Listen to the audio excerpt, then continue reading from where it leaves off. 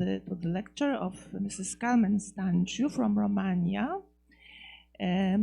Carmen is Doctor of Arts Theatre and Prorector Quality Management and Institutional Development from 216 and still from the University of Theatre and Cinematography in Bucharest in Romania. Then please, the voice is yours. Okay, first I would like to stand because I'm used to deal with students like this.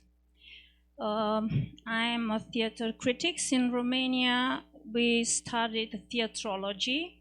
That means the science of theater and how theater has developed during the time in connection with arts, artists, and especially, in my opinion, with society.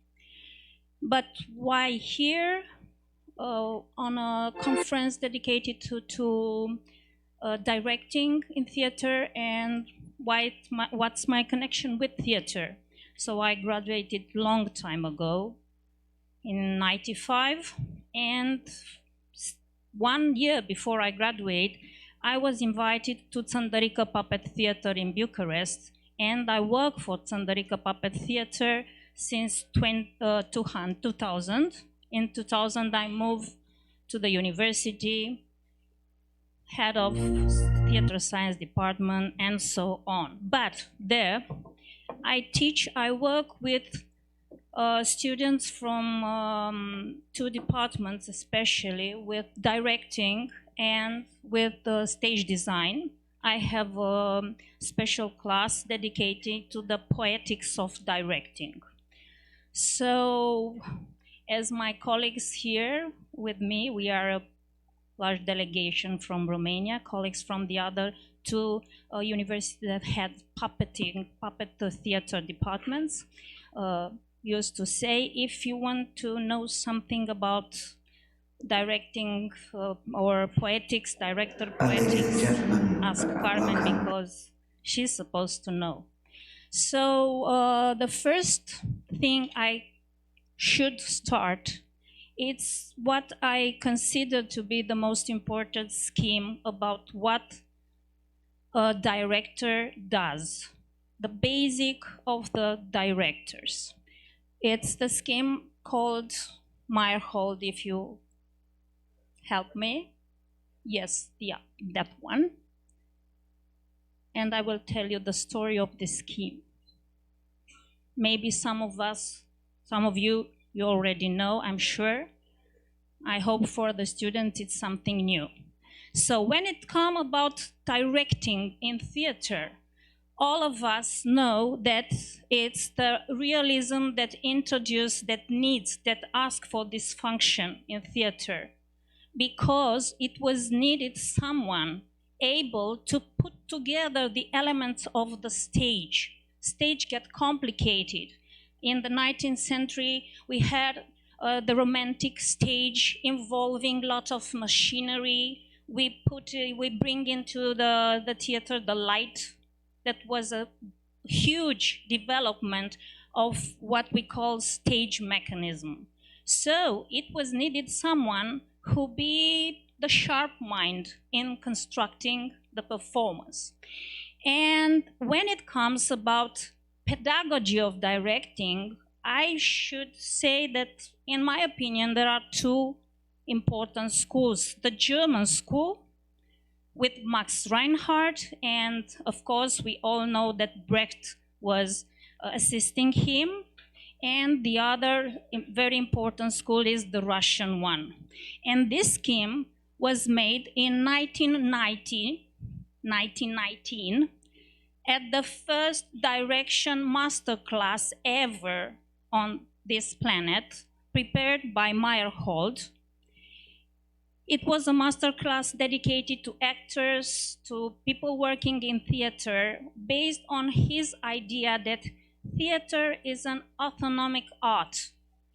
Everybody who's working in theater should be theater trained. It's not about taking a filmmaker and put him into the theater, and he's going to bring how to make movie or use movie in theater. It's not about taking a painter and putting in your team and he's going to bring something new. It's about specialized people, video designers now, stage designers, actors trained. That's the pedagogy that Meyerhold dreamed. I think this scheme is still working. Although we're talking about dramatic theater, and for me, dramatic theater is action theater that uses images in order to help the evolution, the understanding of what's going to be the end of the story. Or even we talk about the post-dramatic theater, which has no need of a logical development of the action, because there are a lot of things happening in the same time on the visual level, on the musical level, and so on. So I still believe that this scheme is still working. As we can see, as a constructor of the performance, or if we go to a show, we use this kind of elements, time elements, and of course, element temporal and spatial elements. Some of them are on the director, some of them are on the stage designer, some of them are combined in the actor work, and some of them that are not still exist. The psychological elements, we know they are there. The author put it there. The director added then his own. The actor put some psychological elements too. And of course, us, the receivers, also have our own psychological understanding of that elements. So for me, it's still working as a basic level, this scheme. And I always, when I don't know what to think about a performance, because I have to make a confess, I'm a compulsive theater goer. I go to theater and I see at least 5 performances a week. I travel a lot around the world to see performances, and in the second part of our meeting here, I will show some of my favorites theater creators based on the idea of using the image, of course, because this is the topic. So when I go to a theater and I feel myself, like Robert Lepage said, captive in the performance hall, because it's bad what's there. Because it's about the actors on the stage, and the actors could be fabulous, but they are not communicating with the spectators. I'm not feeling part of their game sometimes. Beautiful works, I can get the idea, but nothing touches me here or here. Happen often, happen with big names in theater. I go back and I still wonder, why am I still going to school to meet young people who are in their prime, who are 20 years old, and insisting to do this kind of art, which sometimes seems not very willing to change. Because maybe we should start our discussion, our questioning as teacher from this point, that we are teaching an art or a profession, I would like to say, because it is a profession. If they are going to a university, so they are coming to be professionalized. We are teaching a profession, people who are preparing to be professionals in 5 years. And I don't know how the world is going to be in 5 years, but I'm absolutely sure it's not going to be in terms of technology like today. They are going to deal with another kind of technology, another kind of image repertoire. They are going to deal with another mentalities and maybe with new stories that are not yet alive, not even dreamed. Of course, they are the dreamers, but we have to give them something.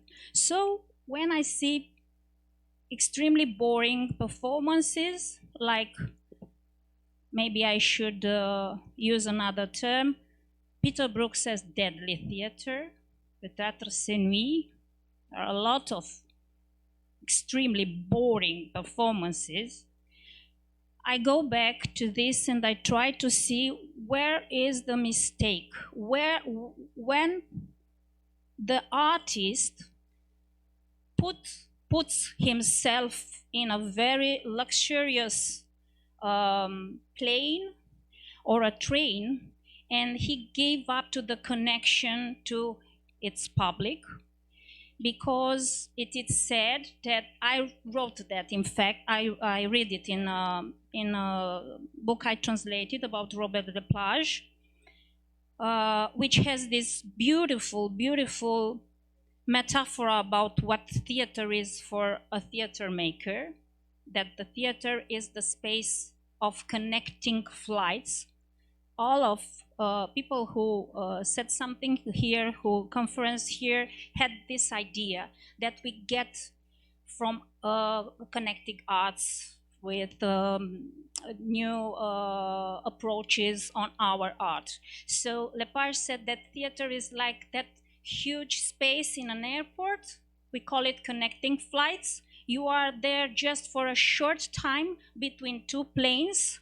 There are a lot of people. Some of them are getting to a wedding. Some of them are getting to a funeral. Some are getting to Brazil in Florianópolis to have a conference. And they are there in the same time. It's like what happens in theater. A performance like this, a performance for an actor or for a director or for a spectator should be like this. The idea of a meeting for a very short time in a very short context, but who can be the beginning of an adventure. So I go back to this scheme, and I believe that some of them are too attached, or the art for the sake of the artist. It's a dream, maybe very beautiful, but I think it's a dream of the beginning of the 20th century. 100 years ago, we never dreamed on the time to be on the moon. We never dreamed that cancer could be cured sometimes. We never dreamed 100 years ago a lot of things. We never dreamed that we are going to have things like this, or or we can fly, or we can connect or talk with someone from the other far side of the world. So we cannot be attached as teachers to the same things, but some things still remains. You still need a space, you still need an actor, you still need someone who said to be the vector of what is going to happen there. You need the sound. I don't say music or words, but you need sound. You need something to take from the performance with you. So all the elements for me are in this scheme, and it happens something. I would have liked very much to start this intervention with some words from Queen's. Is this the true life, or is just fantasy? Maybe you are captive in a landscape. Some of us theater people are captive in landscapes that we really enjoy, that we are nostalgic. We are talking about our beginnings. We are talking about great performances that made us to continue or to go to the theater. I'm not quite sure that nostalgia, being nostalgic, is a good thing when you try to be part of a living art. The most important thing that post-traumatic theater did, or the theater of the avant-garde of the 60s, like Happening or Performance, is this must be connection with the other, the one who is looking at us, the one who is coming to see us. It doesn't matter there are 30 people in the performance or 10 people there. It's also where only just 10 people. Maybe for Grotowski in his laboratory when he chose to be just 15 or 70. Well, but it doesn't matter that. What's the point is that escaping from this landscape that keep us captive with this nostalgic feeling we have about beautiful theater we have the opportunity to see, the theater we fall in love with, is that, as I already tried to emphasize, that we made performances or we made classes that are not going to work. For me, it's very important to understand how the theater of the third millennium is going to be. People just sign to travel to Mars. They know that this world is no longer available for them. And my question today, as we talked a little bit yesterday, is I don't know if people are going to take theater with them on Mars. I don't know if they will need to colonize Mars with theater. Maybe they took stories about their ancestors. Maybe they developed new myths. Maybe they will be needed a lot of years of centuries to reinvent theater. I don't know.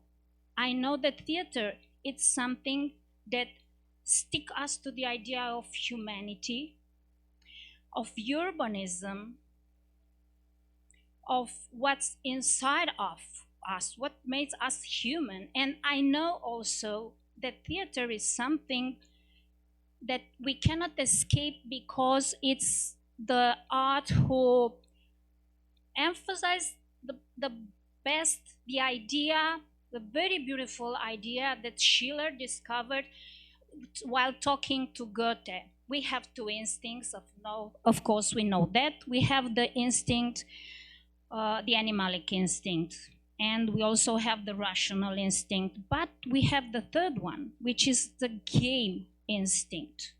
It's the only one who puts together our capacity to order the world. Yes, it's the Apollinical and the Dionysiac in ourselves, our need to express. And we safely can do that only by game. That's the fabulous final line of Peter Brook, The Empty Space. After all, a play, it's a play. A play, it's something like a game. What's the difference? It's something one of my students explained me, and I was happy for that. He said, I love theater because it's like in football. And in football, you can skip the ball, or you can make a goal, but it's there. It's possible to make a goal, or it's possible just to fail. In movie, it's not possible to do that because it's already everything written. When I go to see a movie, I know what I'm supposed to see. I can stop the movie, I can go to see it again. But when I go to see a performance, I am very anxious and I still close my eyes and praying, oh, I hope it's going to be a good performance. I don't want to see another bad performance or boring performance or a deadly theater. I still love to do this.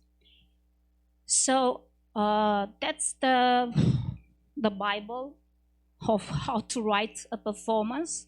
We talked before she invited me, and I absolutely thanked to Irina as a curator. She put together the program about this problem of constructing. The French call it écriture scénique, how to write a performance. Someone talks about la bande writing. My PhD thesis was on dance theater. So I understand the need of the constructor of the performance to keep it like he intended. Some of us, as I had the opportunity to work for 2 months with Bob Wilson, and I get the idea how he does that. He has a fixed structure that he uses when he works with actors. Another break. Bob Wilson gave me the most beautiful description of what a show is. He said a show is like a hamburger because you can eat every element of the hamburger separately. But the best hamburger with the best bite is the one who is very well balanced. So you can eat the pickles, you can eat the ham or the cheese or the bun, you can eat everything, mustard separately. But put it together, that makes a great show. And he said that he structured his performances like this, with layers that can work separately quite well, but as Bitter says, goes together well in its kind of theatrical world. And we are going to see some pieces from Bob Wilson. If someone wants and had a very large hard disk, I can give maybe the most important of its creation. I brought it with me, I bring it with me. It's about Bob Wilson's Shakespeare sonnet.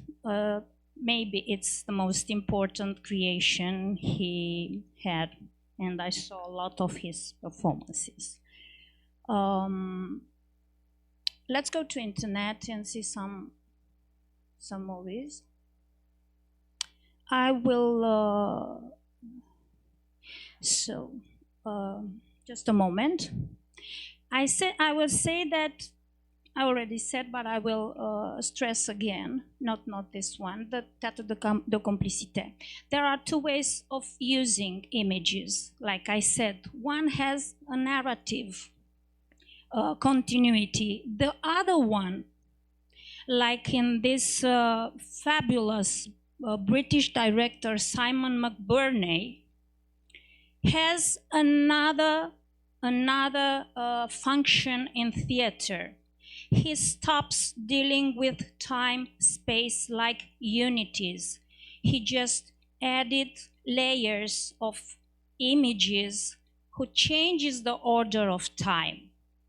It's a technique that he took it, or maybe he developed in the same time, but it's more easy to remember.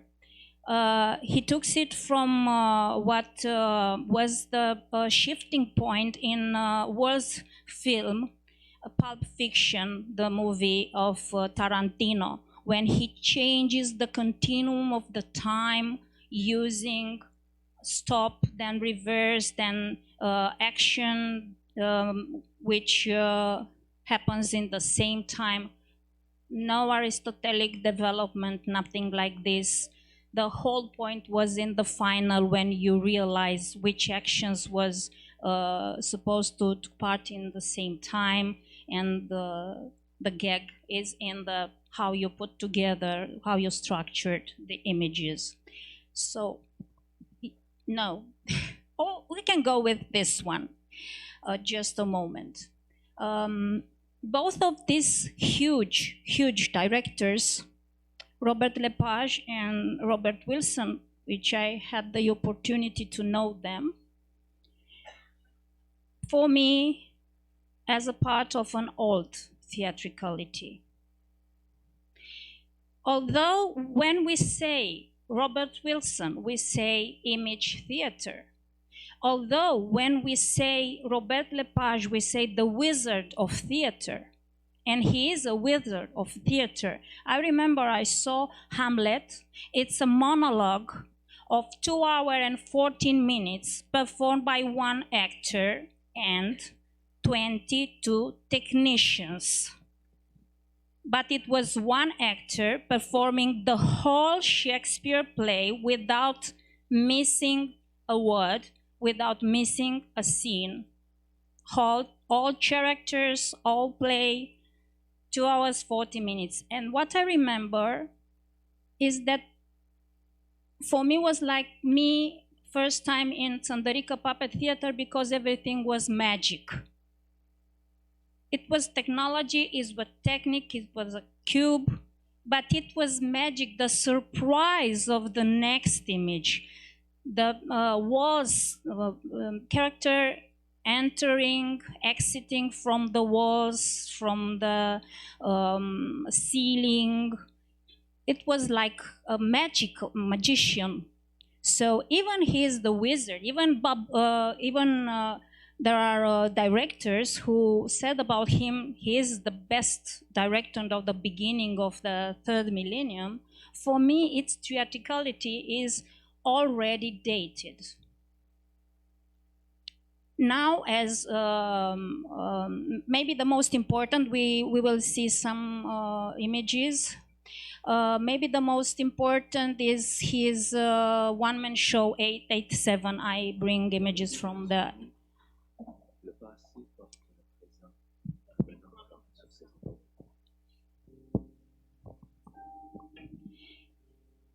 You know that he has this ambiguity of being both French and English as a Canadian, brothers speaking French, others speaking English. This is an image from 887. It was created 3 years ago. I saw it in Edinburgh. He's touring around the world, and he performed this in French, Italian, English, Spanish. It's about the memory and how the things we cannot remember quite well are very small in terms of what we put on stage. And the important person in our life, in important memories and recent memories are huge, another scale.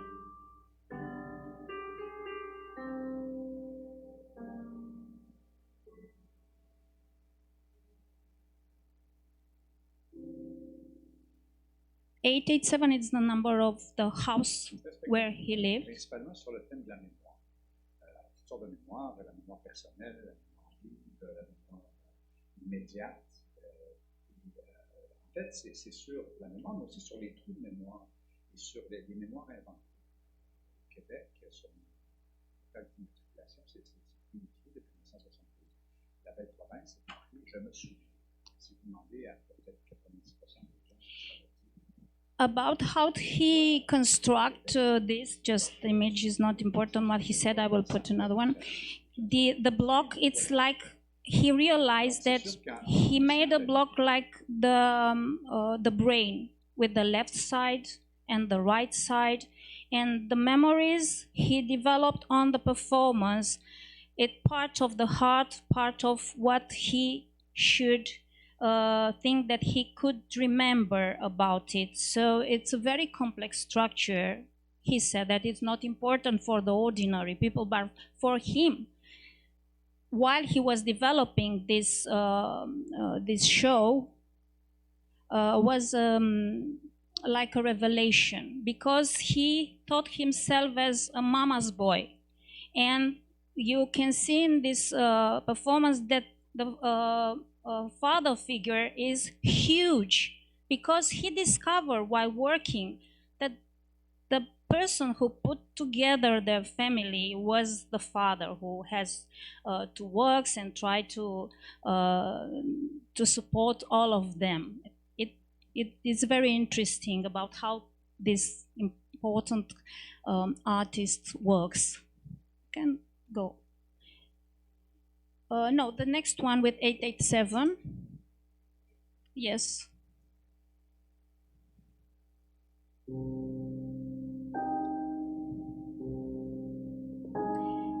He very nicely works with dimensions, different dimensions.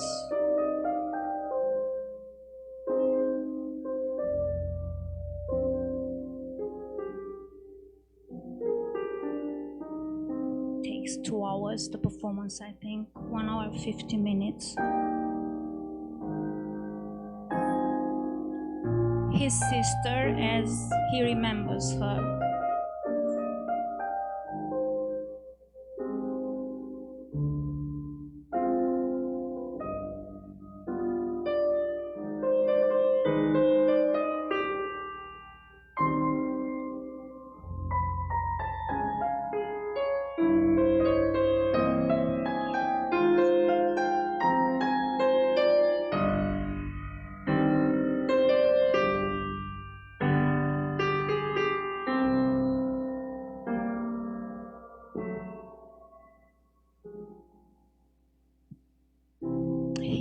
But his shadow still stands on the wall of the cube. We have something else with the page, yes. It's the same thing, is the presentation. Skip to the other. I saw him in the conference accompanying his presentation in Edinburgh, and he says something very interesting about the image. And I think he's right. Now we have problems with our memory, and one of the goals that theater should assume is dealing with our memories, because we use our phones. Now I saw people taking pictures. So when we take a picture of something or a person or a place where we were, we skip this from our memory. We give up. Because we rely ourselves to a phone or something else, an external memory, to keep our feelings, our sweet memories, the image of our darlings, and so on. So we are not longer using our memories. We are not keeping our memories inside ourselves, and this changes us. And from time to time, we feel this need to go to theater and recover memories. Maybe that's the point with this nostalgic sentiment that we face to the theater when we go to theater. This is a show commissioned to Lepage from its city. The main inspiration of Space he's is gambler. The time I spent in Las Vegas. But I mean, presentation of all stories were developed by all the actors and all that. But let's say the frame, I imposed the frame of Las Vegas. But the second, the Hearts, it has nothing to do with Las Vegas. It's 19th century Paris, the Romantic years, and it's Quebec City today. We follow the story of Quebec City. He's the son of a Moroccan immigrant who drives a taxi, and Space has been touring for about almost 2 years now.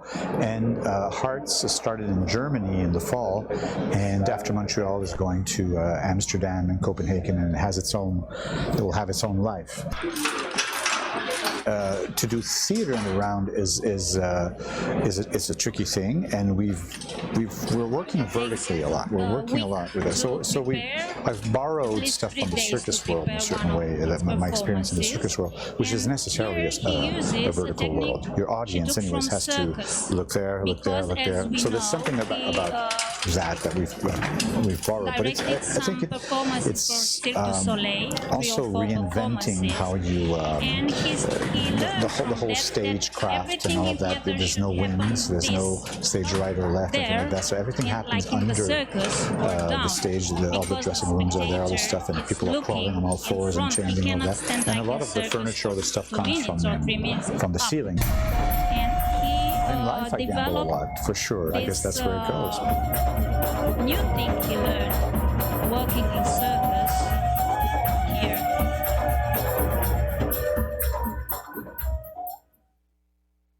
we intended to make all four cards, of course, and following the history of Quebec through this idea. This is the other one, the cards.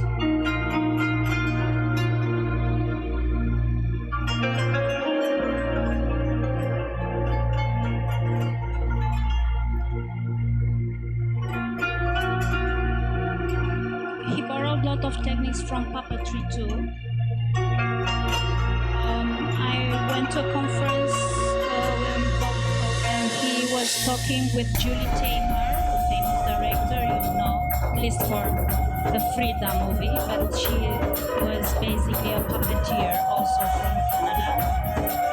And they are talking about how theater in the 60s and 70s brought a lot of things for working with puppet with different proportions of theater, small to large scale, which is not normal because in theater we have this idea of mimesis, so the character would be very similar to our image.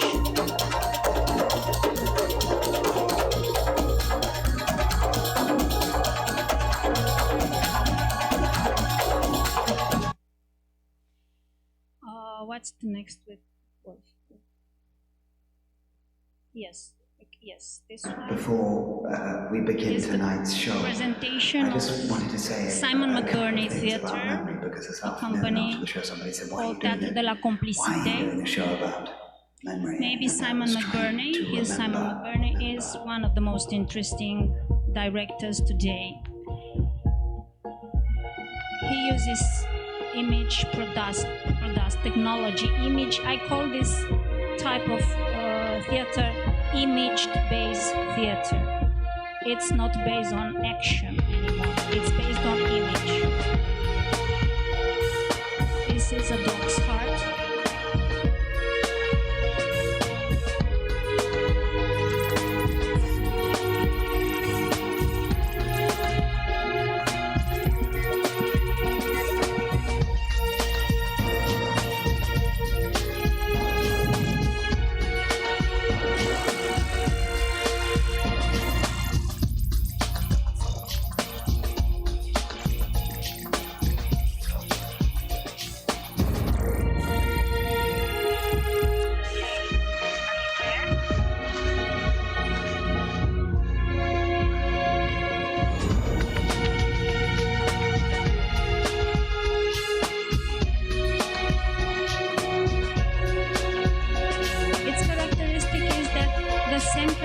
Performed on the text level of 2 or 3 actors, different actors, or 5, 6 actors, part of them doing what you see, the sound of the text, or the character of different ages.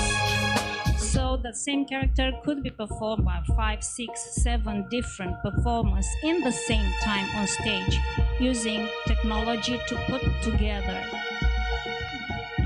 the meaning of what's going to happen in the story of the play. This is a beautiful acoustic performance. He made it.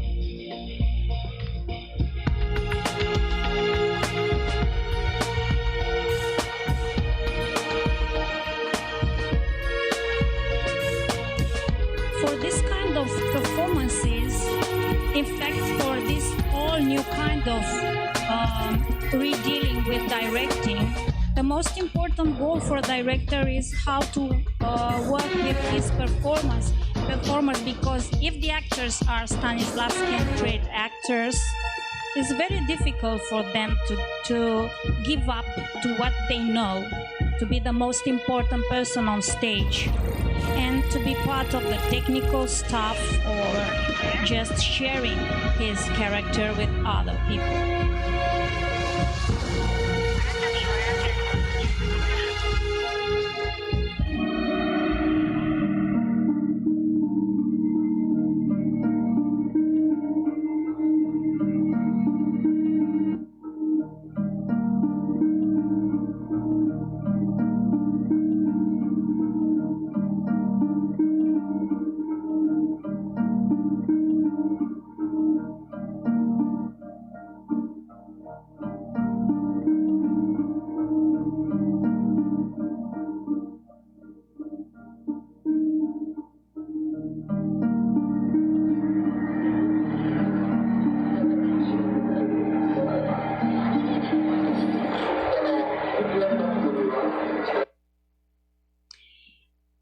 it's sometimes I think that people believes that if they move, they put a screen on stage and projecting something on it, that's new technology. Or if they put lots of technology on stage, that's using technology. The first one who did that, and they call it kinetic staging. It was 100 years ago. Paul Claudel was speaking about the necessity of introducing into the theater the movie. So it's not about having a screen and putting something on that screen, on behind that screen, or put some guy who took pictures on stage and you are resending in real time. I will. This one was a performance presented, realized 2 years ago. It's the kind of performance I'll tell you.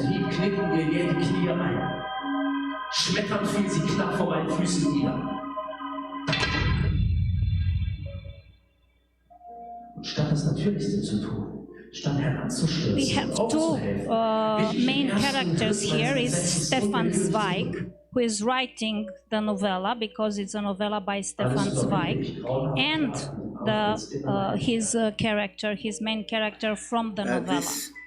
And each of them were performed by two different actors, so were 4 actors performing in the same time. A lot of details. And when you enter it at the beginning, you find that it pulls you forward. Couldn't be available if not using technologies. Of events and feelings and thoughts. The performance is breathtaking. It's very condensed in images, feelings. But really, very hard to follow. It takes 2 hours and 15 minutes without a break, and in every moment it's something new. You can hear something. It's like in the bunraku or in the Japanese theater, because information came on different channels, and if you are not able to get into the convention, you cannot understand what's going to happen there. You cannot get the story. We can go to and so the way another. that an entire generation. The actors put the tables, chairs in the stage, taking images with a camera and so on. This is the trailer from A Dog's Heart. Very long, maybe. It's very beautiful, the performance. It's an opera. It's a kind of Frankenstein, but with a twist. I choose it because it uses marionette puppets. And I decided it's to interesting, use I a believe. megaphone. Megaphone is an artistic device. We are the dog. Yeah. He's a homeless dog on the streets, starving, abused, and really pathetic at the beginning of the story. A plastic surgeon takes his testicles out and his pituitary gland, replaces them with the testicles and the pituitary gland of an old drunk, and eventually this dog turns into a human being and lives in the professor's flat.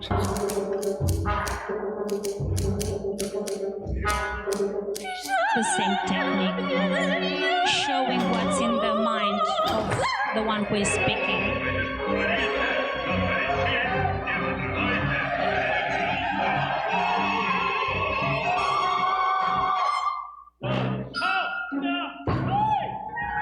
What is better, a good dog or a bad man? I decided that it must not be just one singer.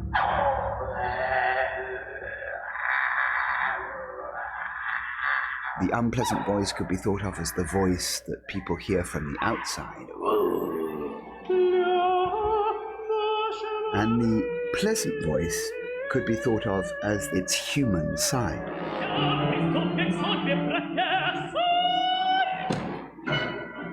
It becomes a nightmare, and at this point the professor decides that enough is enough. and he operates on the dog again. On the man, he begins to turn back into a dog. Sometimes you can only see the dog and we disappear, and sometimes it's almost like your focus pulls out and you see the whole image. What I want people to go away with is the feeling that this story is a story for any time. This is what the music does.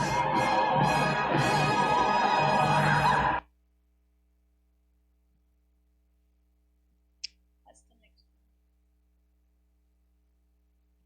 The Miss Julie, Katie Mitchell, for young people, if they want, had written the best book on directing today. It's called A Director's Craft. So he's very useful to the young people who studies directing. And she uses a lot of techniques from television. It's a Miss Julie, but in fact it's called Kristen because it's Miss Julie developed from the point of view of Kirsten, which is a servant, which nobody seems to observe her in the play. And he put the play, Strindberg's play, from the point of view of this lady who is abused by all the others. And this very beautiful performance, very technical performance. Die Liebe gibt es. So selbstvergessen deine Hand in meine geschmiegt wie For ein Junges. Miss Julie, she uses two actresses because she needs to emphasize some details of the body in a different Aber wenn ich fallen studio. will,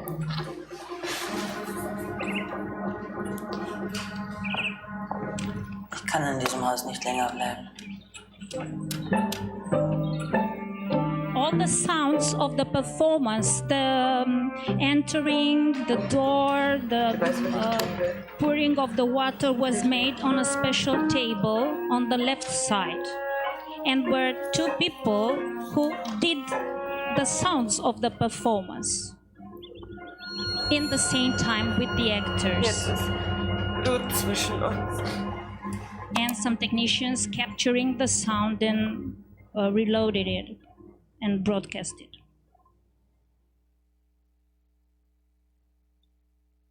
I think it's another one from Miss Julie. Oh, it's the Forbidden Zone. She uses the same technique. Now she is more into opera.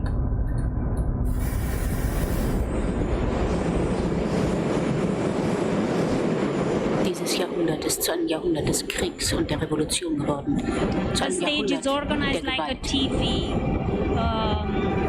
studio. And in different places on this set, on the TV set, they are performing parts of ohne Giftgas the play, the denkbar performance. sein.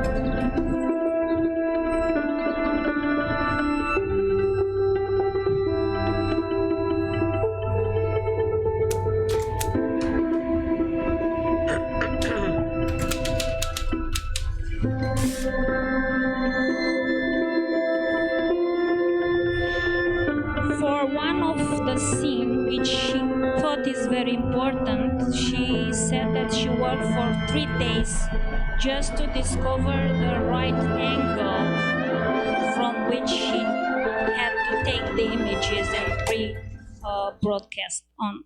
Every image is broadcast live. And about technology, a Romanian director, after he saw this performance in Bucharest, uses the technology, but he didn't realize that she uses the old technology. She doesn't use digital camera because it's a delay when you try to rebroadcast in a live action. So she uses old type beta camera, and that's why it works. So be careful when we steal from someone, because it's not the same effect. Can go. No, Copa America, not yet. No, just a moment. This one maybe if you are interested, it's a very beautiful company. It's called 1927. They are using animation, puppetry, and living actors in producing performances. They work for a performance for 3 years. Maybe just put it. This is a golem. They made a puppet from clay. Move with the times, they keep it or in a you'll be left refrigerator for 1 year because they took stop animation to perform this. And in the same time on stage, we have cartoon, and we have puppet, and we have actors acting. Say yes to progress. The most important show they did was in Berlin Opera. It's Do you want to be a nobody Magic Flute, or an everybody? together with Barry Koski, a very important theater director. So this golem, it was very special. They had another one besides Magic Flute, Animal or Children Occupy Street. Not this one.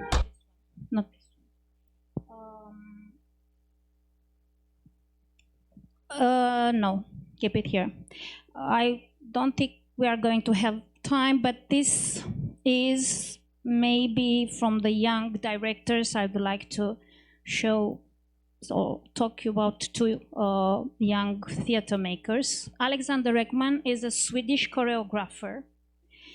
He was born in '84. I finished high school in '86, so another scale. And for the ending of my conference, I choose something, not this piece. It's very beautiful, but not this one. It's surprising, it's funny, it's diverse in the mean of expression he uses, but I choose something which is very well known, the Swan Lake.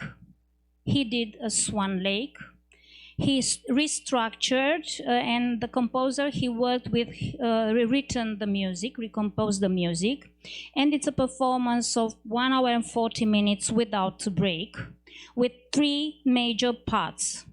And for the final, I would please kindly ask you to give me 5 more minutes just to see how begins this performance, how ends this performance, because this is the question I put myself about how the theater is going to be.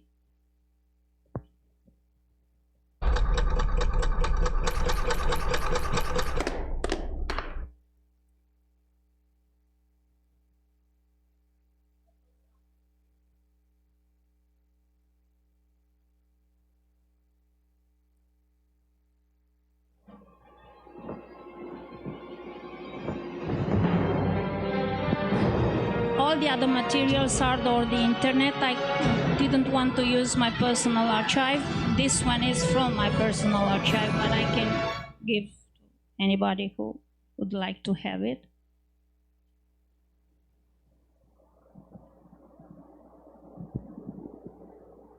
The original production, I saw it in Paris, but it's from Norske Opera.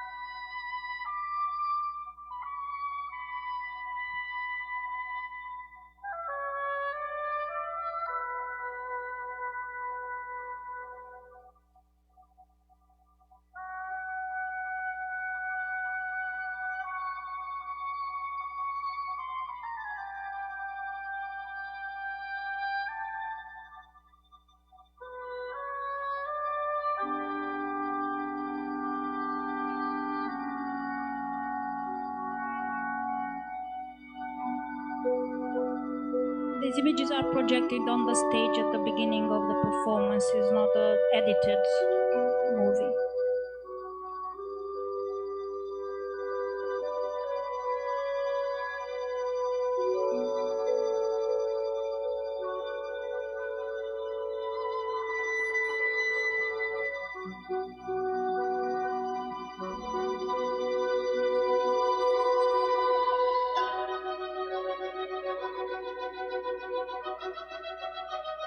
Nostalgic.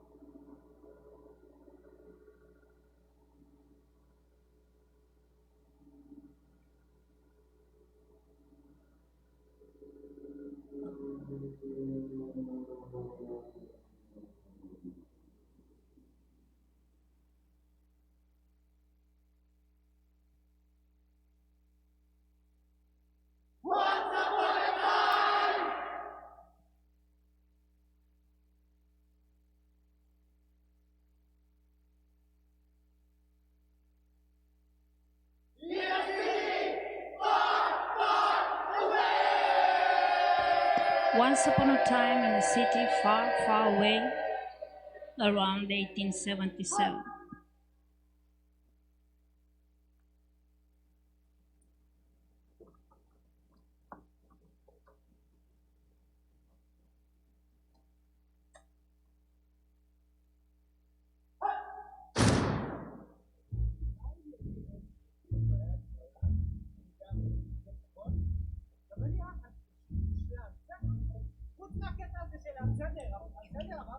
That's the beginning of the act. They are staging a musical called Swan Lake with a director, with a stage designer, with an opera diva, and that's the final of the act.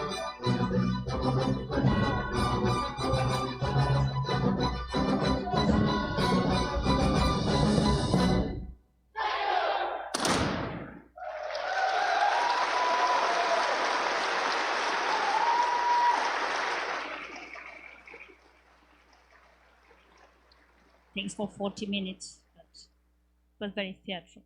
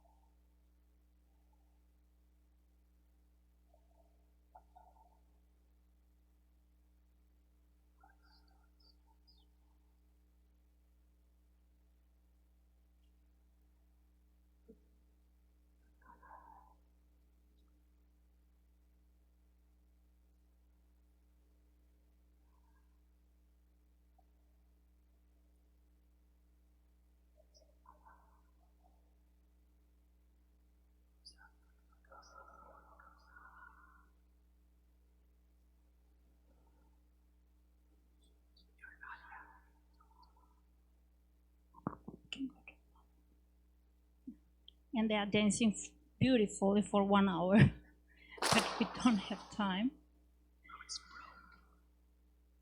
Just to see how the story ends. Now you go to start. Go. This is the point, yeah. That's the final of the second act.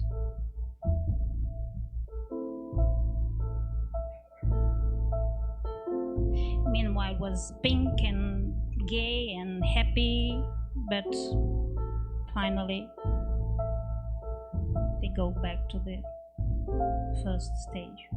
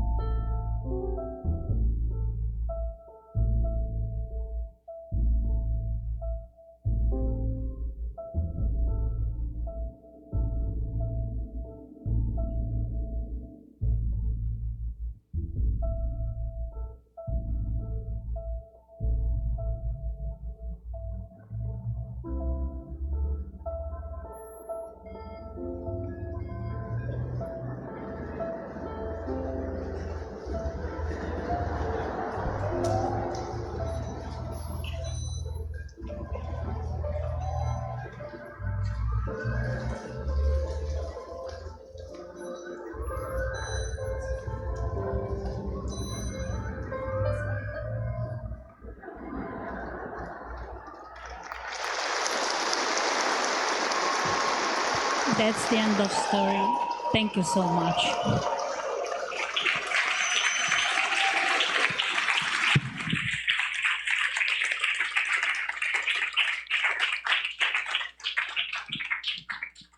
Oh, that's nice.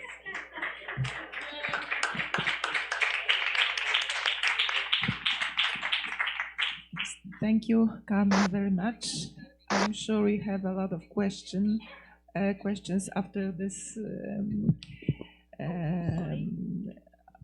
after your text and your story about. It's really hard to say what kind of theater will be on Mars, perhaps like in this last scene, but I hope no, but who knows? Perhaps nobody knows. Well, but I would like to ask the first question, if I can.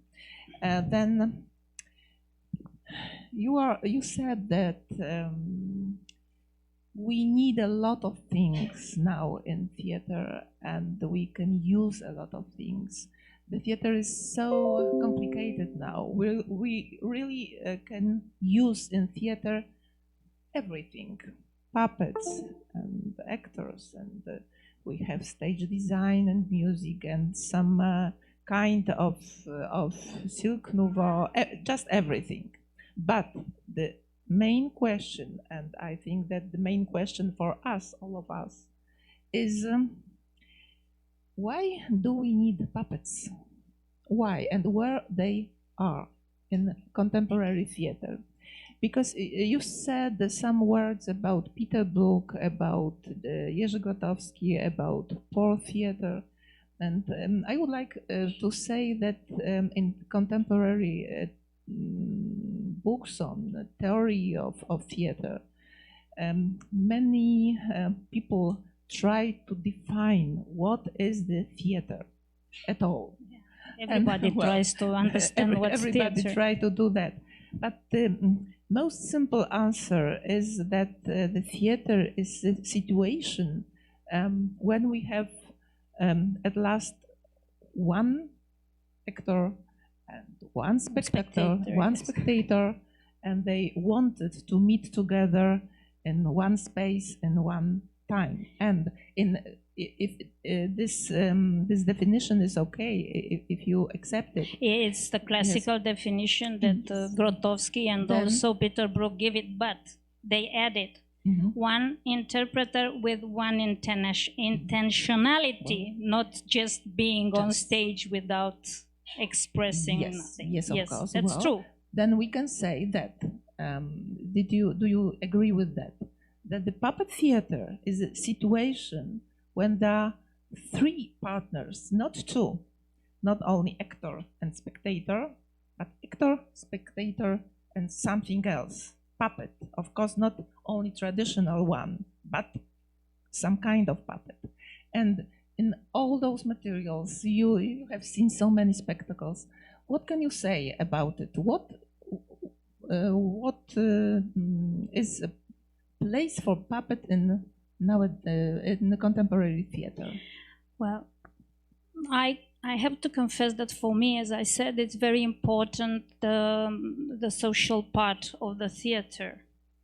If we try to discover how the theater is tomorrow is going to be, we have to think how the future society is going to be.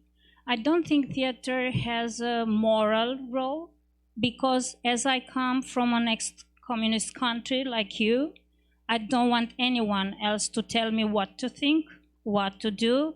I hate one party in a country. I hate that. 2, 3, as many as possible.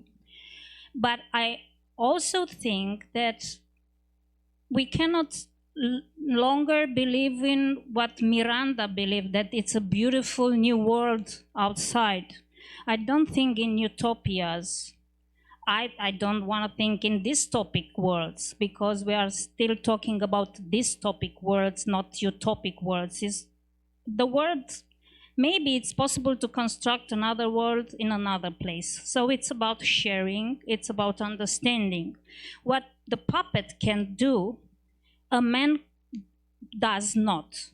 For me, it's important that a puppet, if I want to make a puppet of, I don't know, 10 meters high, I can believe that puppet, it's normal. It's like happens with Michelangelo's David. For me, the puppet in theater is like Michelangelo's David. I went to the Academy of Fine Arts and I saw that statue. I know it was 6 meters high, and it seems to me normal. And what was most surprisingly to me is that when Michelangelo came into this huge block of marble, he thinks he would better design a David, not a Goliath. So if David has 6 meters, how tall was Goliath? In the puppet, and it looks normal. That statues, for me, looks normal. He's a normal guy, he's not a giant. Of course, because it was Michelangelo's hand. But in the puppet, it's possible to do that, and I think that all these directors, I was preparing, but I talk a lot, so I didn't have time to show. All of them, in a point of developing an artist, deal with puppets. It was like a twist to show you Lion King. But when I went to see Lion King in London, I came with 2 young people who was in honeymoon, and they bought tickets to Lion King. And they want me to take a picture. They came from Peru, and they want to take a picture with Lion King tickets on the chest in the honeymoon. That was crazy, but that's London, and that's what Lion King is. It's a beautiful masterpiece, where you can see that Julie Taymor wasn't able to do that without being a puppeteer. Of course, we also have important directors. You can see how the puppet theater worked in what Warlikowski does. The way that the director uses the proportions, like I said, like it beautifully said, Lepage, with the memory. The memories, we are not quite sure on it. They are very small, they are very foggy, but the one who are very powerful, like monsters, you need the puppet to show, or you need the giant actor, or you need the fat lady. No? To show something else than normal human being. Because the puppet, it's already a sign, it's already an image. If I'm a normal people and I want to be an actor, I have to grim, to put on makeup, but the puppet doesn't need that. And we can cut a head and so on. Yes, and still believe that she's alive. Yes. Yes. Thank you very much. But now it's time for you. Please ask questions. Everybody's tired.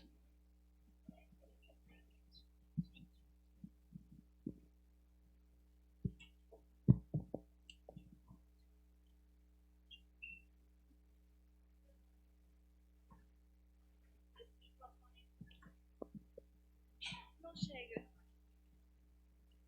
É que eu fio.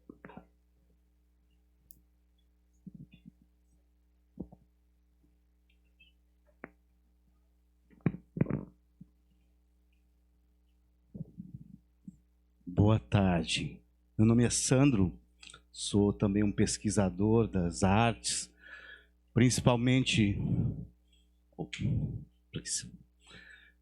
meu nome é Sandro Piacentini, eu sou também um pesquisador das artes e pesquiso mais sobre o treinamento do ator. E tenho olhado com muito carinho para a performance. Eu faço clown, então clown já está dentro da performance, né? O ato de colocar o nariz vermelho já é um ato performático, né? Então, e tenho olhado muito para a performance.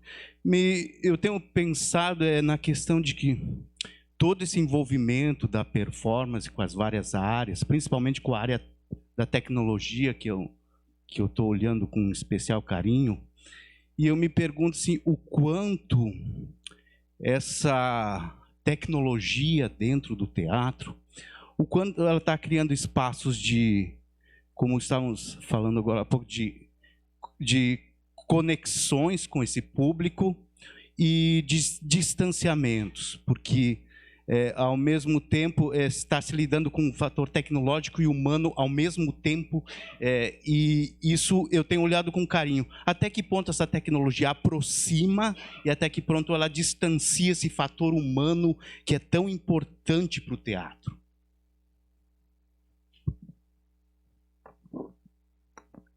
Sorry, I cannot understand quite well Portuguese. I speak Spanish, so that's why I needed the translation.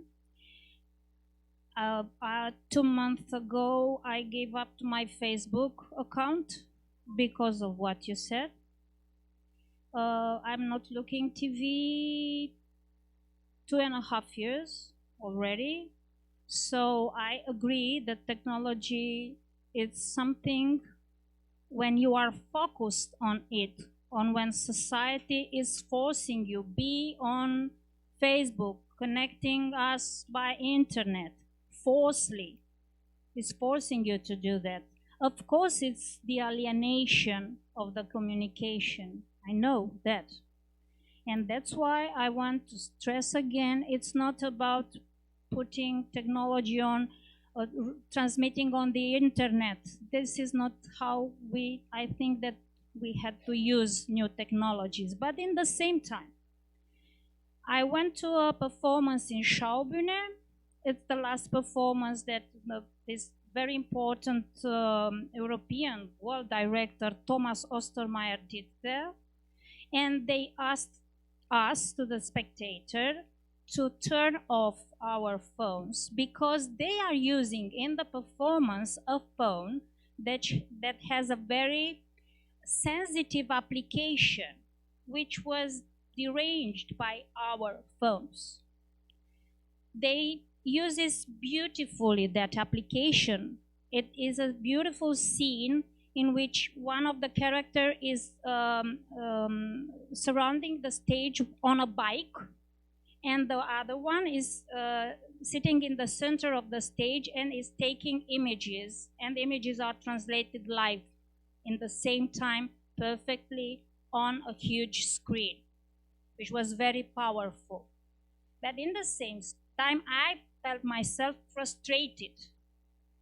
You know how I recognize when a performance is boring, not because of me, because I'm obliged in a way to do there, to be there. When I see how many cell phones I can count in a performance hall, I know that the public is bored. When I go on a theater where no one feels the urge to light his phone, come on, it's no businessman calling you to give you some money, or is not your mother dying, you don't have to keep your phone on. So maybe we should take into consideration that the light in the performance hall was killed, I don't know, 120 years ago. Until then, the light was on. But what happens then with the performances we saw? I didn't put Bob Wilson, but Bob Wilson, it's all about light. It's everything about light, and how we color the light, and how we kill the light, and how we tell stories about the light and the human body. And you cannot ask someone to leave his phone and don't use his phone. It's not normal as a normal people. Maybe we can do some laboratory theater, giving up or using only technology. I could show you another one, is The Tempest. It's famous. They staged it 1 year ago. All technology, all new technology, only one actor, the famous British actor Simon Russell Bill. And I can't stand that. It was a little bit too much. But it's famous. Now he's touring New York, and it's a very interesting piece of what technology can bring into theater. I don't think that at the first time they use light as Bob Wilson uses now, or other great directors. It was a search long for 100 years. So that's why not putting a telephone, or someone is calling someone on the stage, it's cool, it's modern. No, it's not about that. But it's something much profound. The way we construct stories on stage was profoundly damaged by us using technology. We don't need as many words, as many connected actions, because with 2 images, 3 images, you get the idea. You don't need all that time to develop like an Aristotelic plot over and over again. Oh yes, if you put a pistol in the first act, should use it in the last one, like Chekhov said. No, it's not this kind of structure. And the future spectators, the future theater goers are the kids. I have a niece, he's 3 years old, and he uses technologies better than me. He can enter to the iPad and ask vocally Spider-Man and stories and so on. And it's another way of structuring the way they need to be enchanted at theater. This is what I want to say, that it's a change inside the structure of the theater, which no longer needs, of course you need it as a museum or as nostalgic feeling, like when I went first time to see Swan Lake. Of course I'm going to see St. Petersburg Ballet performing Swan Lake in the very Petipa way of traditional classical choreography. But I also would like to go to see something like this. For me, it's important to see that young people are reconnected to this profession within their own terms. They don't need as many words to say what I said. They just put some pictures and that's all. Well, what else? Who else?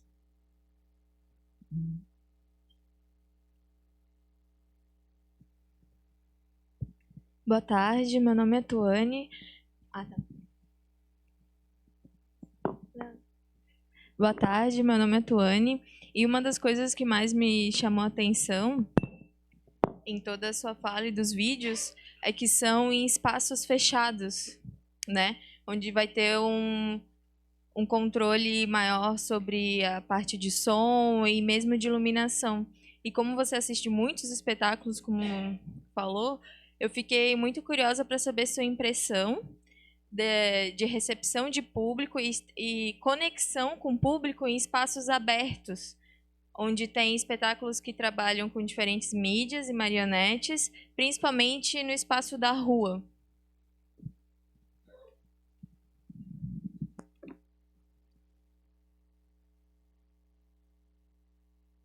I don't think it's possible, but I would like to believe that the theater of the future will be similar with the theater of the ancient. Because as we were taught, the ancient theater was designed for 3,000 people, for 2,000 people, for open space, for a family ready to go to the whole city to see a performance. That's why I took my students in the first year. One of our first meeting is at the football stadium, because they have to understand that theater has to address to so many different people with different story. Me myself, I'm a football lover. I go to see football. Romanian football is very poor, destroyed, but I still want to go to see football. And it was something, it's nostalgic again. I went when I was very little with my father, who died young. That's the part of testimony. And I still want to go to see football, because when I go to a very bad match of football, I'm concentrated on the people around me. And in my head is that there are a lot of people, I just going to be with them here in this moment, and every people has its own story, and there are so many stories I don't know. I'm not going to know. And I am working with people who are going to make performances for these people, which are not the usually people. Half of you, I already know you. We are friends. We saw here. We know we are in the theater business. But if we go outside, you have to bring something special, something true, a story. No matter how you tell the story. It could be on the hands. It could be a very sophisticated robot. It is a moment, a beautiful moment in Bob Wilson, Faust. He did it 4 years ago, I believe, in Berliner Ensemble, when he has the robot on stage. And I was watching. I saw the performances twice, and I couldn't realize. I took a picture in the performance, and I couldn't realize it was a puppet or if it was a man. It was a puppet. After a performance, I went backstage, and it was a puppet. But the idea was of a puppet robot man. And it was beautiful because we are obsessed. You asked me about puppet. We are obsessed about being alive. Theater is about death and resurrection. The idea that the next night you can go and see the same actor who died in Hamlet playing again Hamlet or playing another thing. It's very good for our psychology. So I think that theater did it himself, just retracted and being just for small group of theater goers. But if we look to all the statistics and take credit at least 50%, in this world only 2% of people are dying if they are not going to theater. Everybody else, 98%, they are very happy without going to theater. So I don't know, maybe we must come up with something. Maybe theater should be more involved in education. I strongly believe that. I don't know how. Maybe we can reenact that all stories, beautiful stories, important stories that we can bring to the people just in order to make them want to go to theater, to live the theater. I don't know if I get you the right answer, but yes, they need, for this kind of performances, they need this very restricted area. In fact, Bob Wilson said that all the public should be seated like this. You cannot understand his images if you are not in the very classical position toward the sea. Thank you very much. Selka, where are you? Because we want also to give a chance for the questions to you. Please come to us. Yes, please stay with us. Stay with us.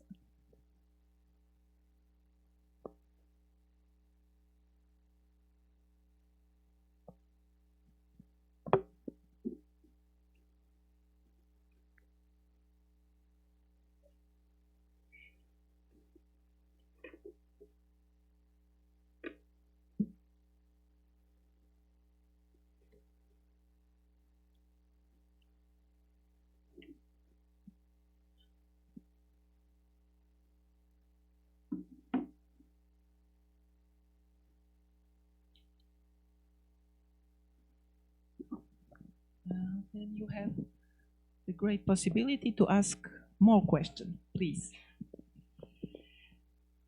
Do you prefer English, Spanish, or Portuguese? Anyway, okay.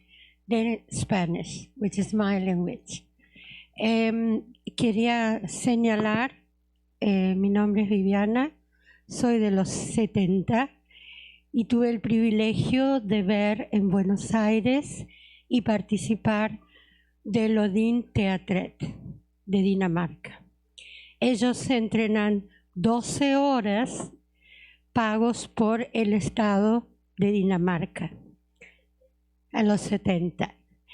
Pero hay una cosa que me marcó profundamente, que fue el entrenamiento que ellos hacían, porque eran como si fuese un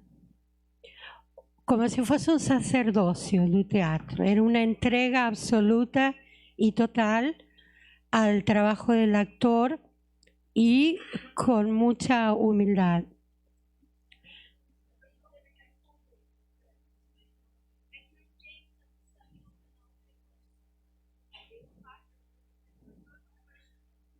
Okay, I can speak in English then, and the rest won't understand Spanish or Portuguese. Yes, please in English. Will be easier. Okay, then I can speak in English. Okay. Bueno.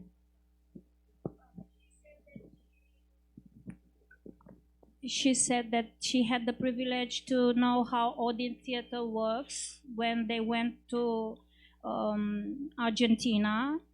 Eugenio Barba was like a priest because it was the anthropological way of working with actors, was this complete devotement to what they are going to do, like a team, more like a team, now like a family.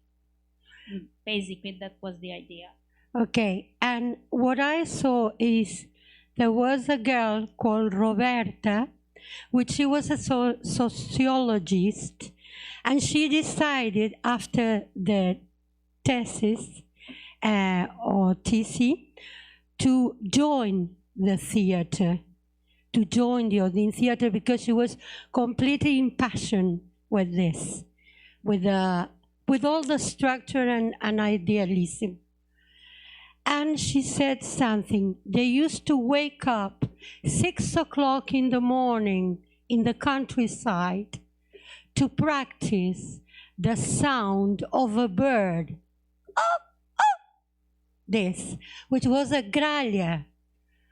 And I realized that this experience, the contact with nature, for me today also will be more motivated than an artificial sound imitating the bird. Why? Because nature has no imitation.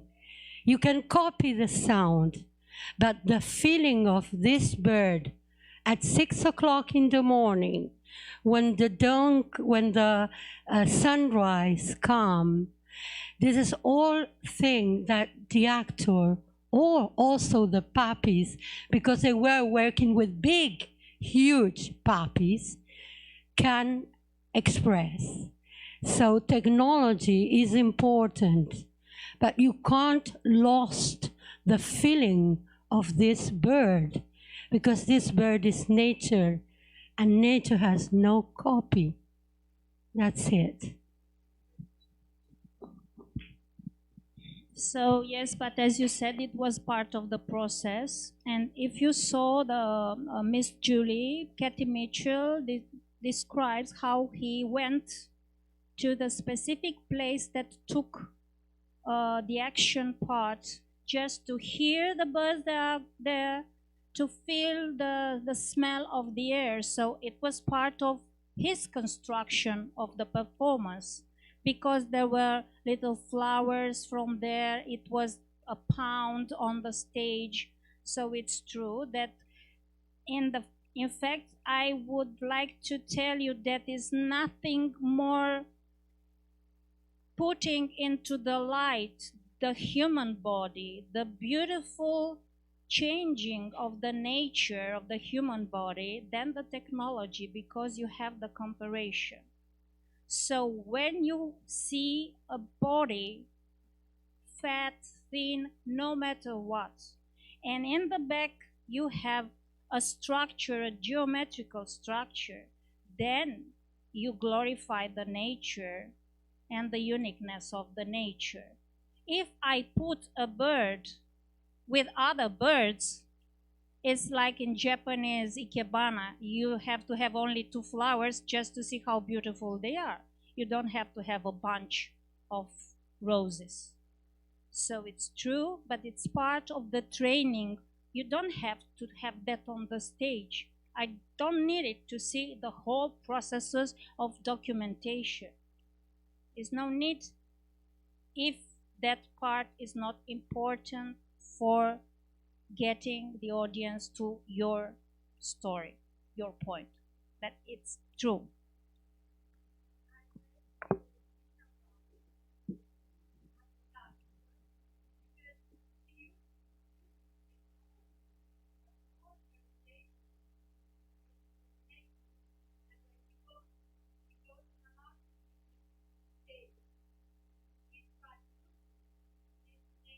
Her body, she introduces this nature in her body. She used to, because now she's in the skies dancing, but she introduces all this feeling. I'm not going against technology, but I feel that the person is going to represent nature has to live this nature before, first, and then can introduce it as something very truly. And that's it. Thank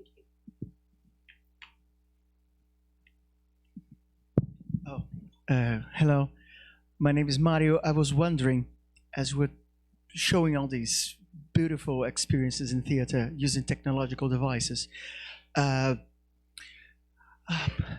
could we address or try to practice or try to experiment in educational environments? Technology is really appealing and has lots of traps to deal with it. So what could you be for you the best advices to tell to young directing students in order of how they should address the use of technology, and what could be some tools or experiments? One is education, the other is pedagogy. For education, I will recommend to all of us to go as much as possible to the Globe Theatre. They have a special education part of the site, which is emphasizing different phases of the construction of the play. There are enregistered images of the play, and it's for kids. You can put together and make your own play using what they provide. all important theater is Globe, Royal Shakespeare Company, Schaubühne, have special education department. The last staging of Romeo and Juliet, the Royal Shakespeare Company does last year, involved a huge amount. It was almost 200 young people from England, from high schools from England, who participate in the production of the show. They performed in the show, parts of the show. Of course, they are bringing flowers, bringing lights. They were not main characters, but they had a workshop for 2 weeks, like a prize from the schools. They went to London and they get into how this show was produced. And they have a huge department on education and how education can bring people to theater, because they believe that if they can see themselves on the stage, participating in a show, getting the applauses at the final, they will never give up, go to the theater. You know what Peter Brook said, because we are talking about Peter Brook? He said that we keep wondering why people go to theater, why they give up to theater, and if we compare a theater with a pair of shoes, when you buy yourself a pair of shoes, you bought it and it's your pair of shoes. That is not the same thing when you go to the theater and the pair of shoes called theater is not good for you. You get mad. So you cannot compare abstract things with living things. I don't know. It's my advice. I'm not good to give advices. I'm a very bad advisor. For the acting students, don't use technology if it's not needed. You don't use it just to discover the name of an actor. I don't know, maybe a name of a director. Then go to library, take the book because it's written. But use technology. Just don't think that you are the only guy who knows who's Shakespeare or something like that. I didn't have time to show you. It's a very important group of young creators from Ireland. The group is called Dead Center, and they made a very special, well, for me is my favorite right now, performance in Schaubühne. It's called Shakespeare Last Play. They use technology there, but the most impactant thing in that show is that after the water disappears, because it's water in front of the island, is the Tempest, the last Shakespeare Last Play. That's the Shakespeare grave. And inside that grave is the Shakespeare mummy with a respiration apparatus on his face. And Miranda is chopping this mummy with an axe, because we don't know who Shakespeare was. We don't know what he did want to be in the performances, after his plays. And it's cynical and grotesque to keep him alive as we believe that Shakespeare was. You go to a show and they say, come on, this is not Shakespeare. How can you tell it's not Shakespeare?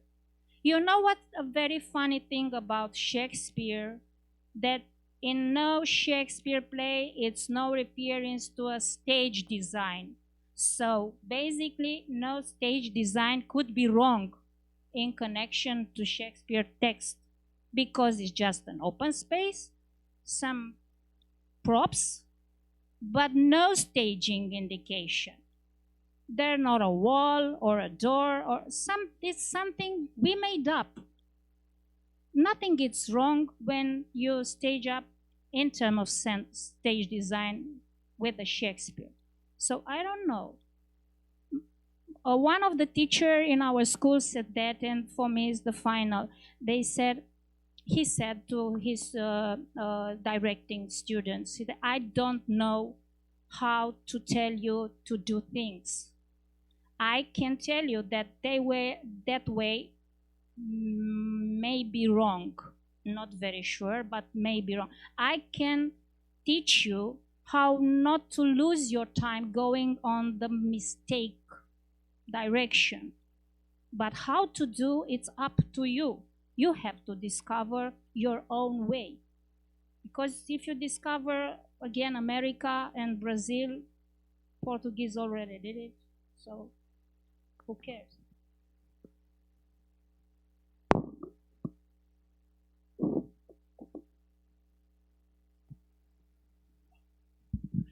Yes, I have a question. I think it's for Veselka.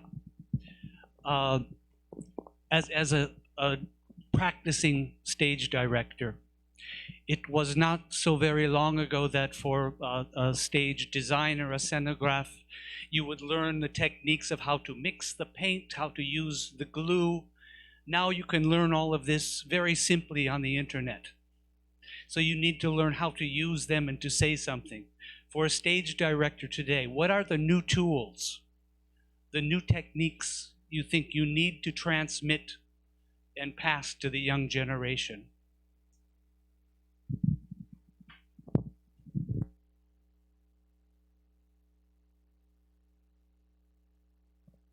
Yeah. 1, 2, 3. I don't know about the new tools. I think the life teaches us how to develop ourselves. But I think about the technology that is really we have to use it if we need it. For example, we will work. Our next project will be 1984 by George Orwell. I know it's a famous book. So about this project, we will use 3D mapping, but it's only because the world in this project needs this technology. So I don't know how maybe now it's really easier for the new directors to learn more because the world is open. There is internet, and they can see many things, and they can find a way to find their own path. So I think that internet helps to education these days. Am I understand your question right? The new tools of the stage director. She said it's patient, but it's not new tool.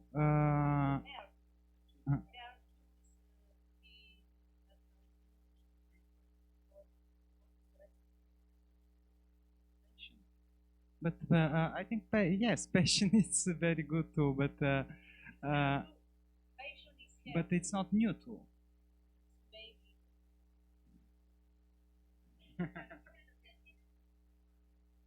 Okay.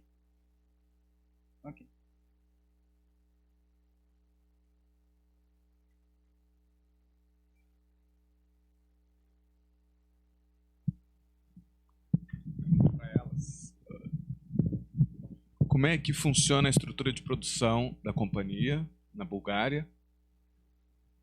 E se existe uma subvenção estatal, como é que você se mantém? E como é que é os meios de produção para fazer esses espetáculos que a gente viu nos vídeos?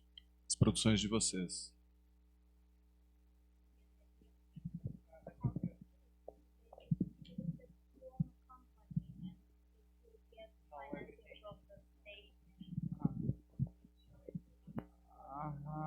Okay, so usually we work in different theaters. These performances which we showed you are not our properties. We are only director and stage designer. So normally the practice in Bulgaria is to go to the state theater. Government gives some money, and you can go there and put your performance on the stage.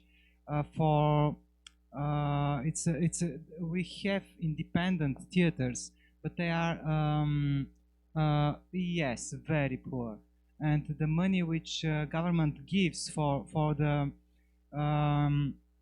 these little theaters is really it's not possible to not only to live, to make a performance, because they give for example maybe I can say 2 or 3 thousand euro, so you can't do anything with this money.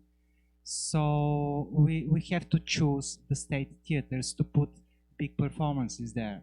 Only ICZIPUS is our independent performance.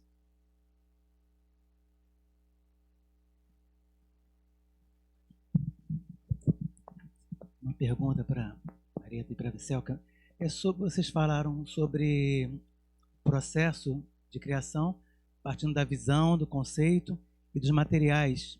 Eu gostaria de saber, mas vocês não partem, por exemplo, a trajetória de vocês não tem como ponto de partida os bonecos, né? Eu queria saber em que momento aparece no processo, vocês poderiam dar um exemplo nas peças, o boneco. Dar um exemplo de como surgem os bonecos nas produções.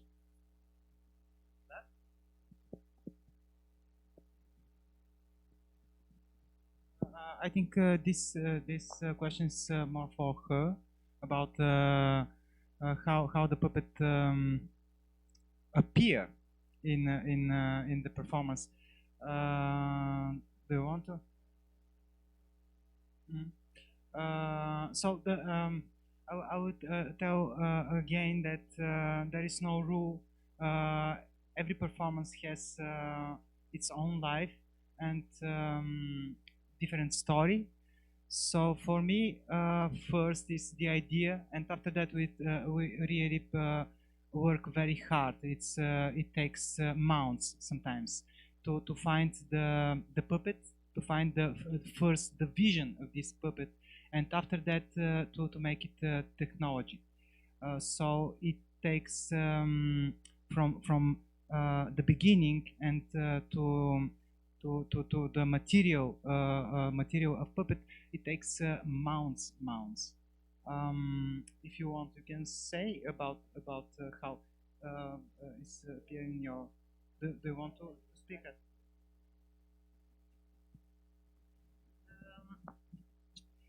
Sometimes we start with something basic. Maybe the construction only is out faces, is out, and try change the construction when actors start to experiment.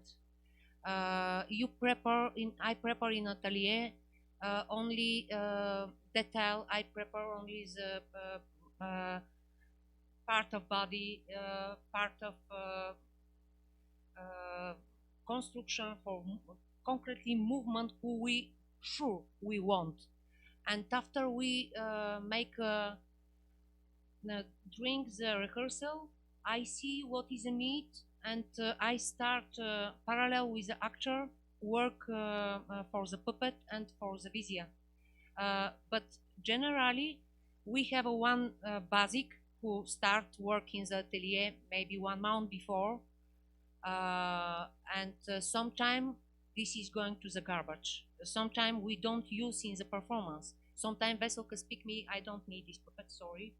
And it's a process, and we want work, and for us it's very important.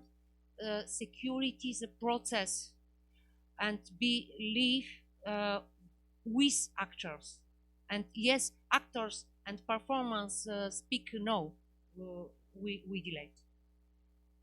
Thank you. The last question, Yael Russell.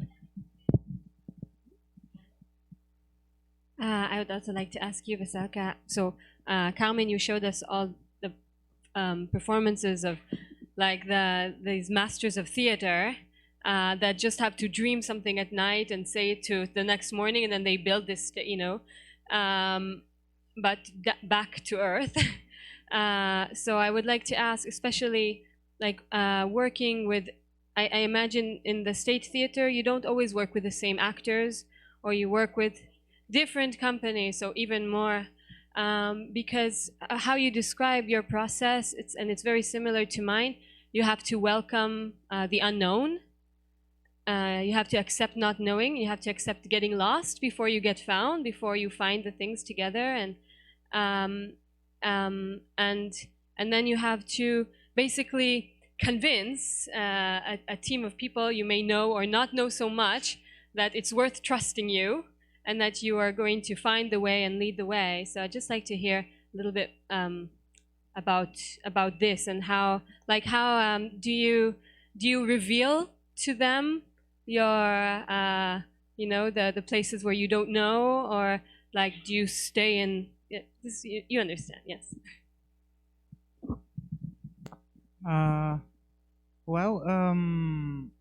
First, I want to be at the beginning with my work with actors. I want to be really precisely about the idea and what I think about this performance.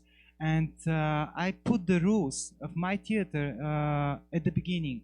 I tell them that they won't be sure what we will do. There is no routine on this theater. There is no text that they have to learn before. So I put my rules at the beginning, and if somebody has problem with this, so he's absolutely free to get out. Of course, it's normal. Theater is freedom. Theater is not it's not a war. And if you start to make a war with actors, everybody will lose, because we have to go on one direction. Everybody. So sometimes it's very difficult, and it was very difficult at the beginning. It was really very difficult. But now I have no problem, because in Bulgaria, especially, people knows me, and they know how I work. We work in Serbia, with American students last year, and German students, and we have no problems too. So I think if you are honest with people, and you tell them what do you think about the way of your work and the subject of your work, you will win them, I'm sure. I would like to add something. I didn't choose them because they are huge. I choose them because Bob Wilson came from United States. When he makes his name in Europe in 70s, was with Einstein on the Beach. He spent an extra advance from his credit cards of $2,000. He was meeting in the afternoons with his composer, which was driving taxis to entertain, to have money for his family. So they spent the money they don't have to come to Europe to present their show. And they believe like that let's make something huge, like a modern opera. He and Philip Glass were discussing, and let's choose somebody important. And first they decided to be Gandhi. And there's now Gandhi, well, it's Hindu, maybe we'll go to United Kingdom. And one day, Wilson had read an interview of Einstein, who was asked if he was going to born again, is he going to be inventor? And Einstein said, I'm going to be a plumber. If I had the chance to reborn, I would like to be plumber. And that's why in the Einstein on the Beach, they made a staging from plumbing. And they choose, okay, let's make an opera, a modern opera about Einstein. The second I choose, Lepage, comes from a theater, no offense, which doesn't exist. Canada doesn't have a theater. He went to Paris, He studied Lecoq, he turned back, he tried a lot of things. For me, there are young people who dare to do something. And Ekman comes from Sweden, which is different because Sweden had a very good dancing. It's renowned for his dance. It's Mats Ek, who is a huge choreographer, or his mother, Birgit Kullberg, or his father, Mats Ek's father, worked with Igmar Bergman in puppet theater. In fact, Mats Ek also was directing and managing the puppet theater. So I choose them because for me, they can act like a model of dare. They reshape the theater because they have no past to be attached to. In my opinion, I think that that's important to stress.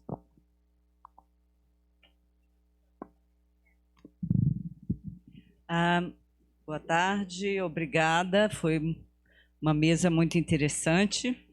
E talvez o que eu vá dizer, não sei nem se tem uma resposta, eu acho que é mais, considerando o título, uma provocação. Eu fico pensando se na questão que a Carmen colocou, em relação a como será o teatro do futuro. E eu pergunto, é possível responder como é o teatro do presente? Né? Porque nós tivemos aqui, até agora, a Patrícia com um espetáculo absolutamente sem nenhuma tecnologia. Nós tivemos demonstrações que nos inspiram e, ao mesmo tempo, nos frustram, porque sabemos o quão difícil é para a gente colocar em cena uma tecnologia dessa. Então, é pensar as tecnologias não exatamente como ferramentas técnicas, mas como caminhos de expressão, que podem ser realizados de maneiras diversas, que não seja com uma super iluminação, até porque eu não sei se o planeta se sustenta com tanta luz. Não é uma questão séria, porque quando a gente pensa no teatro do futuro, a gente tem que pensar se teremos nossa humanidade no futuro. Então, acho que tem várias questões que estão colocadas aí quando a gente fala da tecnologia, que são questões éticas, que tem que estar dialogando com as questões estéticas e com as questões do decolonialismo. Porque é onde eu volto a perguntar, é possível falar que nós teremos um teatro futuro, que nós teremos um? É possível dizer que o teatro da antiguidade é a referência do teatro grego? Né? Então, acho que são questões pertinentes que nós temos que nos colocar. E eu nem sei, não é uma questão de uma resposta, mas são provocações, né, que eu acho que a gente tem que se colocar.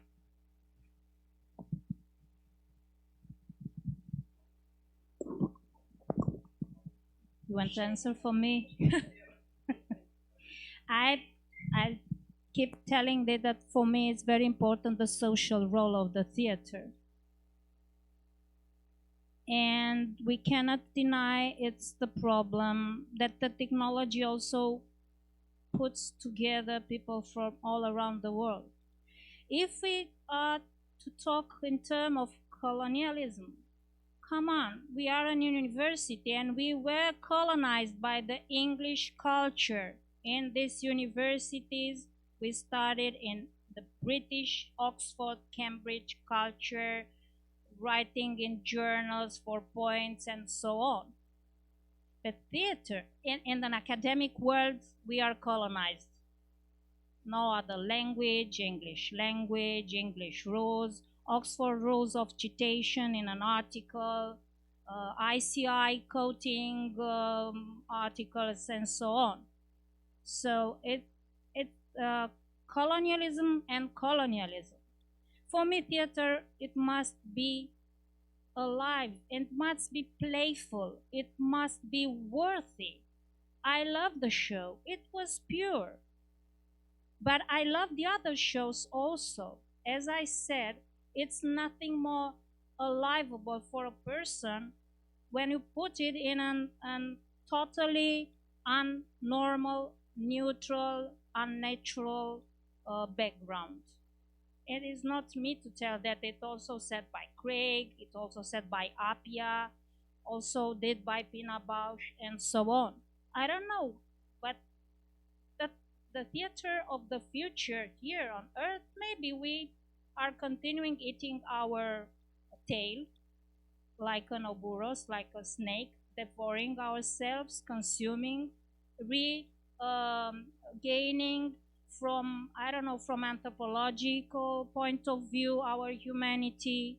But in the same time, we cannot deny the Greek-based culture of the theater, the academic, which bring us to technologies. So I don't know, I'm not for the only one way in theater, but I'm for the theater which is bold. Even if it's boring, maybe it's one person there who is going to turn back to theater, because otherwise I myself as a teacher, I will define myself as a cynical person, and I don't want to be cynical. Each week I'm entered in Romania, we have the courses, the classes are each week during the year. So each week I enter to these young people who want to make their name, who want to be freelancing or want to go to a state theater, and they are looking at me and they are wondering me a lot of things, and I keep asking them, why do you want to do this job, which is very difficult, very demanding, and very frustrating?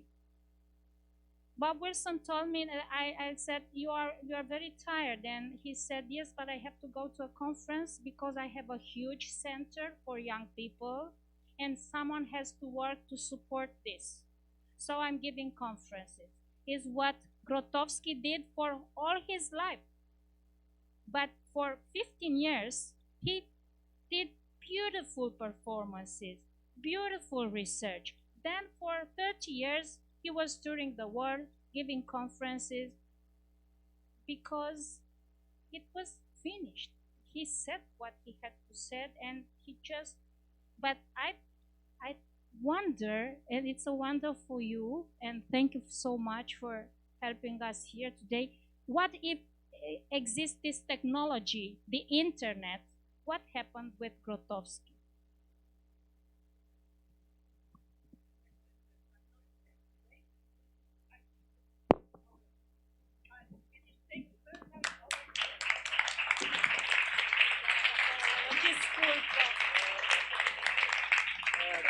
Okay. Thank you very much, Carmen, Veselka, Marieta, Halina. A gente vai fazer então o nosso intervalinho, nosso coffee break.